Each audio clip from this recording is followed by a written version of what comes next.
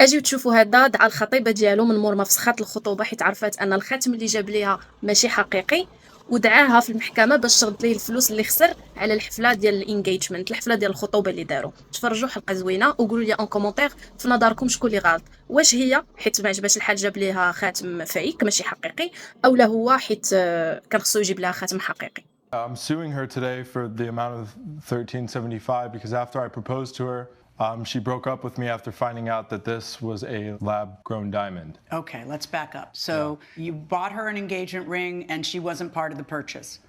No, so the conversation initially started 2+ years into our relationship. I had posed the question. I had asked her, what kind of ring she wanted. And what did she say? OMG. Diamonds, of course. I want a big fat rock, and the first thing that I found out is that rings are extremely expensive. Yeah, diamonds. Yeah. The particular ring that I purchased for Miriam was quoted at 80 grand, the real thing. Bodhi, you're making it a lot about the ring. Don't talk to him directly. Talk to me. Sorry, Your Honor. The time to talk to him directly has passed. Sorry, Your Honor. I would assume something like this could be worked out. When you find somebody you want to spend the rest of your life with, I don't imagine that you're going to dump them because it's not an expensive enough ring. Correct, Your Honor. And it was never about the price. It's about how I felt, and I felt super betrayed when he basically omitted the fact that it was a lab-created diamond. I felt like he was trying to hide something, and to me, it was almost like I didn't feel, when I found out that it was a false diamond, I felt that he didn't think that I deserved a real ring. So it's always been a dream of mine to have an engagement party where all our friends and family and people we're close with could come and essentially celebrate. Originally, I had mentioned to him, hey, can we have this engagement party?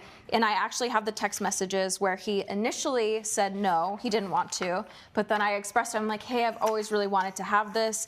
And then he agreed. Okay. But understanding that he didn't fully want to have it originally, I was 100% open to splitting the cost. I wasn't asking. Wait a minute. That's big of you. I don't understand.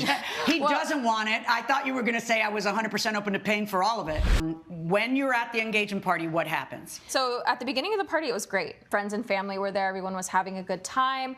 But then about halfway through, I started chatting with my cousin Gina, who I've been super close with. She mentioned to me, she was like, hey, I know how much Bodhi makes a year, roughly. Like, how is he affording a ring that is that size and that big? It's a huge ring. And that right? never occurred to you beforehand? No, I honestly didn't think about it. I trusted him. So in your mind, wait a second. So in your mind, you have a rock the size of Gibraltar on your finger, with a guy who you know how much he makes, and it never occurs to you to wonder how he afforded it. If he's putting you in hock for the rest of your lives over it, if he has loan sharks, nothing occurs to you because you don't have to think about things because you're pretty. And Gina's not that nice, okay? Because Gina shouldn't be bringing this garbage up at your engagement party. So I took it the next day. I didn't tell him I was going to take it. I want to give him the benefit of the doubt. Benefit of the doubt? That's just you going behind his back and checking it out. Why don't you want to give him the benefit of the doubt? Ask him. Well, I was right. Why don't you just ask? Yeah, I know, but why don't you just ask him? You'd be right then too.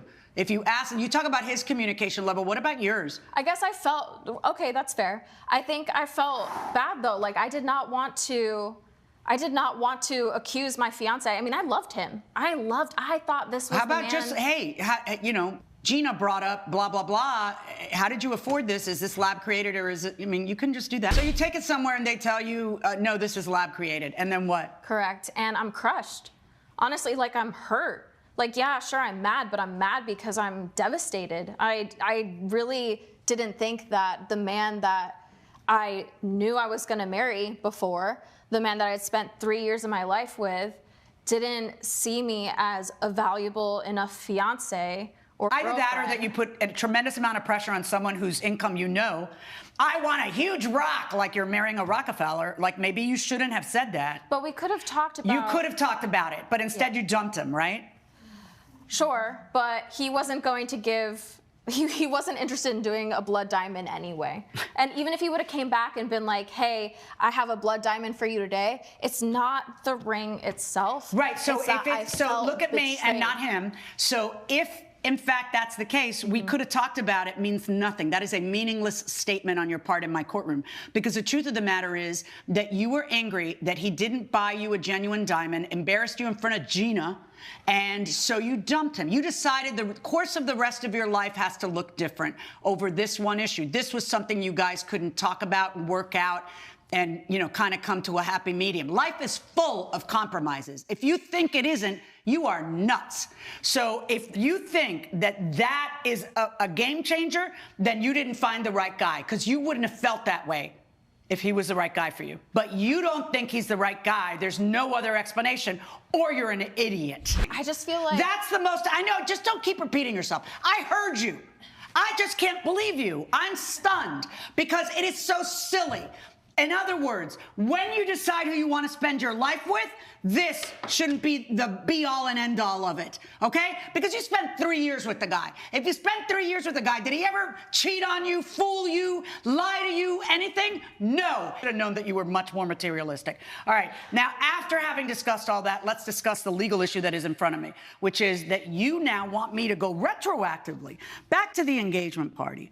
And the agreement on the engagement party, which was that the two of you would split it.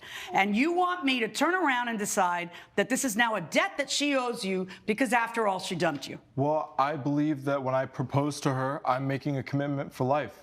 And we had the engagement party with the plan of getting married.